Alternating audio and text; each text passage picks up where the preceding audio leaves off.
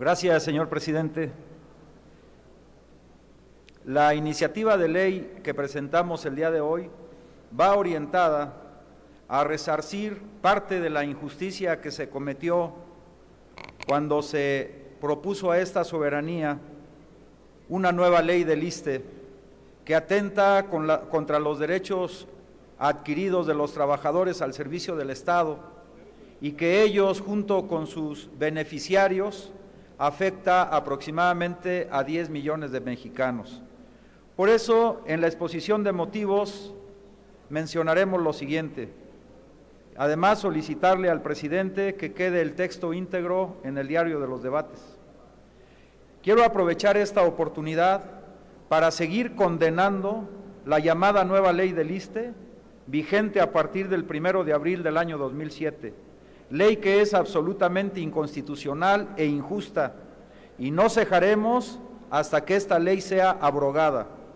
Hago un llamado a los trabajadores al servicio del Estado para continuar y fortalecer la lucha que lleve a la restitución de la seguridad social solidaria. En tanto logramos la abrogación referida, es indispensable atender los reclamos inmediatos de los trabajadores para el respeto de sus derechos mínimos, uno de los cuales es que sus jubilaciones y pensiones se cubran sobre el salario integrado, pues lo contrario les despoja gran parte de los montos que les corresponde por estas prestaciones. La Suprema Corte de Justicia de la Nación ha dado a conocer una jurisprudencia por la cual los trabajadores al servicio del Estado verán reducidas sus pensiones en un 60% e incluso hasta un 80% de su monto. Desde el momento en que tal jurisprudencia establece que el pago de las jubilaciones y pensiones se hará sobre el sueldo tabulador regional, cuota diaria, y ya no sobre su sueldo integrado. Es decir, estamos frente a una nueva y gravísima agresión a los derechos de los burócratas, después de la imposición de la criminal ley del ISSSTE. La pensión es un derecho humano fundamental para los trabajadores. De ella depende la sobrevivencia con dignidad del trabajador y su familia, cuando aquel se retira del trabajo por razones de edad o incapacidad. Además, haciendo una interpretación integral de la Constitución Federal, esta establece a favor de los trabajadores no solamente el derecho a una pensión, sino a una pensión remuneradora y suficiente, ya que al final de cuentas, esta sustituye al salario, llegando el momento en que el trabajador se separa de su actividad laboral. Y bien, recordemos que los trabajadores al servicio del Estado que optaron por el artículo 10º transitorio debían ser jubilados o pensionados con base a su sueldo integrado. Esto conforme a la jurisprudencia de la Suprema Corte de Justicia de la Nación dictó en la sesión de su pleno celebrado del 17 al 20 de junio del año 2008, pleno que se encargó de definir la constitucionalidad de la nueva ley del ISSSTE.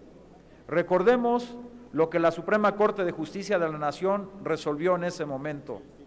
Inciso A, si el trabajador escogía el artículo 10º transitorio, debía entenderse que optaba por la anterior ley del ISSSTE, la que fue expedida en el año de 1983, pero solo en cuanto al anterior régimen de pensiones y con las modalidades contenidas en tal artículo 10º. En tal virtud, fuera de las jubilaciones y pensiones, la nueva ley se aplicaba en todos los demás aspectos a los trabajadores que escogieran el artículo 10 transitorio. Inciso B, lo anterior también se traducía en que las personas que optaran por el artículo 10º transitorio obtendrían como beneficio adicional, entre otros, el que se les calculara su jubilación o pensión conforme al salario integrado previsto en el artículo 15 de la anterior ley, y no con el sueldo del tabulador regional que se establece en el artículo 17 de la nueva ley del ISSSTE. Es decir, el salario cuota diaria debía integrarse con el sobresueldo y compensaciones, resolución de la Suprema Corte sobre el sueldo integrado, que lo único que hacía era apegarse a los mandatos de la Constitución Federal.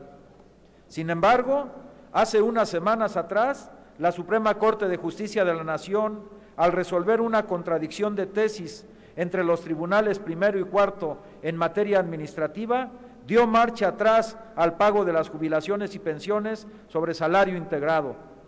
Esto, además de legalizar la aplicación retroactiva de la nueva ley del ISSSTE, echa por tierra el propio criterio de la Suprema Corte en tutela de los trabajadores. Hay resoluciones esenciales, tanto por el amplio número de personas que afectan como por la importancia de los derechos a que aluden, respecto a las cuales las autoridades deben hacer posible su estabilidad y no como en el caso de que a unos cuantos meses de haberse dictado la primer jurisprudencia, la Corte echa por tierra su resolución inicial y vuelve a poner en predicamento el futuro de los trabajadores al servicio del Estado.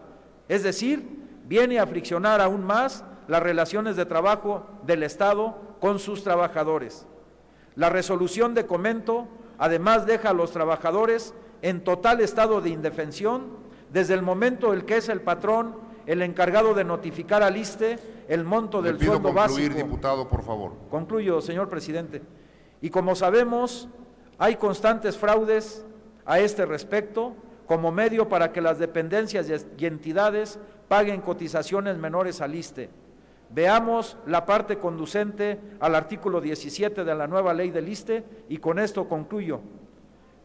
Este artículo menciona que las dependencias y entidades deberán informar al Instituto anualmente, en el mes de enero de cada año, los conceptos de pago sujetos a cuotas u aportaciones que esta ley prevé. De igual manera, deberán comunicar al Instituto cualquier modificación de los conceptos de pago dentro del mes siguiente a que haya ocurrido dicha modificación. Es decir, hay el riesgo real, en el marco de la jurisprudencia, de que a los trabajadores ni siquiera se les cubran sus jubilaciones y pensiones sobre el ya de por sí precario sueldo base. Por eso hacemos un llamado a esta soberanía para que obre en función de los intereses de los trabajadores al servicio del Estado y de sus familiares. Muchas gracias.